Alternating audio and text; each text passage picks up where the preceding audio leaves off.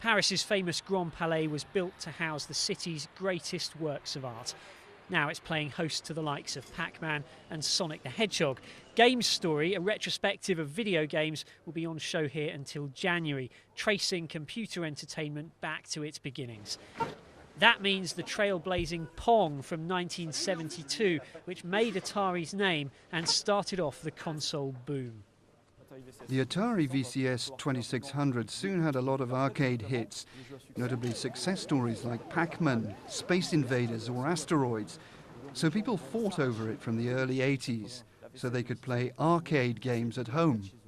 In the 1980s came a proliferation of console platforms as well as of games, including icons like Donkey Kong, Mario and Sonic. Visitors here can relive some of those classics. And as time went on, this new technology began to interact with other older media like films or graphic art.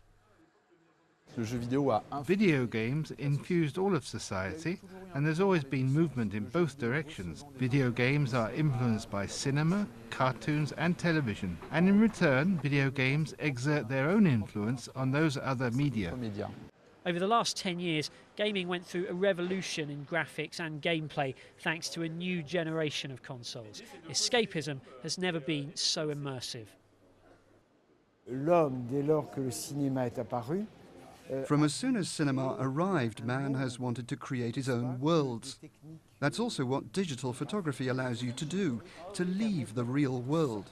Because actually, the imaginary has always been an essential dimension of art. And now that imaginary world is more interactive than ever, with players able to control games with their whole bodies. As this exhibition makes clear, gaming's certainly come a long way in 40 years.